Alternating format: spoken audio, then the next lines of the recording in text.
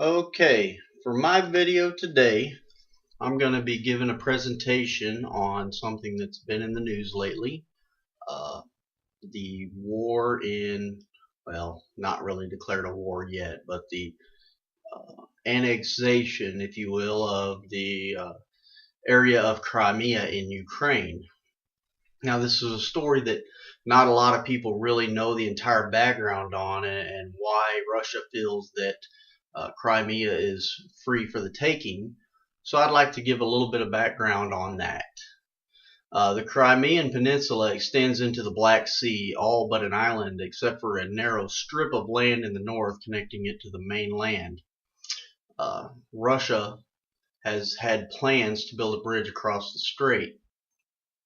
With an area of 27,000 square kilometers, or about 10,000 square miles, it is slightly larger than Belgium, and it is Ukraine's only formally autonomous region, with Simferopol, weird name, and probably bad pronunciation, but that is the capital of Crimea, and Crimea is part of Ukraine right now. Well, depending on who you talk to.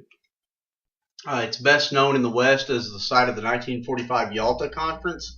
That is where the Soviet dictator Joseph Stalin, President Franklin Roosevelt, and the British Prime Minister Winston Churchill sealed the post-war division of Europe. And Crimea was absorbed into the Russian Empire along with most of ethnic Ukrainian territory by Catherine the Great in the 18th century. Russia's Black Sea naval base at Sevastopol was founded soon after that. More than 500,000 people were killed in the Crimean War of 1853 through 1856 between Russia and the Ottoman Empire, which was backed by Britain and France. That conflict reshaped Europe and paved the way for World War I, but that's another story. In 1921, the peninsula, then populated mainly by Muslim Tatars, and that pronunciation may be bad, but that's what I gathered how you said that, Tatars, became part of the Soviet Union.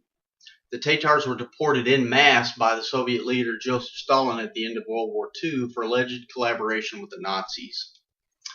Crimea only became part of the Ukraine when Soviet leader Nikita Khrushchev gave the peninsula to his native land in 1954. This hardly mattered until the Soviet Union broke up in 1991, and Crimea ended up in an independent Ukraine. Despite that, nearly 60% of its population of 2 million identify themselves as Russians, and that's where some of the problem has come into play. Many Russians think that Khrushchev was drunk when he signed the Crimea away. Others believe he was trying to make amends for the Ukrainian famine. Another story for another time.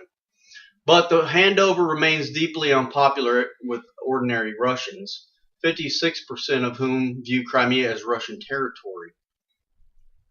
So again, it looks as though Putin is trying to build the old USSR back up. Since the collapse of the Soviet Union in 1991, there have been periodic political tussles between its status between Moscow and Kyiv. Around 2 million, Ukraine's 2001 census showed around 58% were ethnic Russian, 24% ethnic Ukrainian, and 12% the Muslim Tatars, who support new pro-Western government in Kyiv.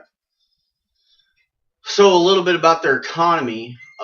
Crimea's temperate climate, and this does affect this story quite a bit. If they didn't have a draw for Russia to take them in, if there wasn't something dollar-wise promoting this wouldn't even be an issue in the news today. But Crimea has a very temperate climate, which makes it popular with tourists from Ukraine and Russia, especially Yalta, where the Soviet, U.S., and British victors of World War II met. And it accounts for 3% of Ukraine's gross domestic product, with 60% of its own output made up by services. The land is intensely farmed, with wheat, corn, and sunflowers as the main crops. So there's quite a bit of farming, great land, some tourism, and extra water supplies are brought by canal from Ukrainian's Dnieper River. So that's another draw. There are chemical processing plants, and iron ore is mined in Kerch. Ukraine has 2 grain terminals in Crimea, in Kerch and Sevastopol, which Sevastopol was the capital. And according to the UK Agriculture Consult, there have been 1.6 million tons of grain exported so far this season, or 6.6% of Ukraine's total exports, grain.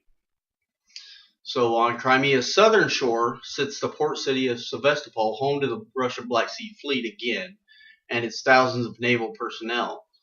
Russia kept half of the Soviet fleet, but was rattled in 2009 when the pro-Western Ukrainian president Viktor Yushchenko warned that it would have to leave the key port by 2017. And that probably wasn't very popular, and another reason why Putin would like to take that land.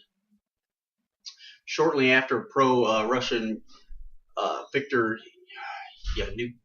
Yanukovych was elected president in 2010, he agreed to extend the Russian lease until 2042 in exchange for discounts on Russian gas supplies. And we have heard quite a bit about that as well in the Russian-Crimean tussle. Russia is threatening now to raise the rates of gas again and shut off their gas. Russia fears that Ukraine's new pro-Western government could evict it, though. So Russia's Black Sea base in Sevastopol gives Moscow access to the Mediterranean, a key area for Russia. Ukraine's fleet, carved out of the same Soviet fleet as Russia's, is also based there. So that's a little bit of a conflict as well. The 1991 fall of the Soviet Union also brought the return of the Crimean Tatars, those Muslim Tatars we were talking about. They came back in 1991 when the Soviet Union fell. The native hosts of the land that fell to Russia under Catherine the Great in the 18th century. They were brutally deported in 1944 under Stalin, as we mentioned. The Crimean Tatars, who now make up about 12% of its population, have sided with the anti-Yanukovych protesters in Kyiv, who drove his government from power. And they're the ones that do not want Crimea going to Russia. And that's about it. That's the money, military power, and a history of owning this land with a guy, Putin, who feels a right to it and a certain drive by some ethnic Russians to rebuild the USSR. They've been number 2 to the United States for quite some time, and this is not bid well for Putin as far as popularity goes, and a lot of Russians want to rebuild the old empire. And that is my presentation. Thank you very much. Have a good day.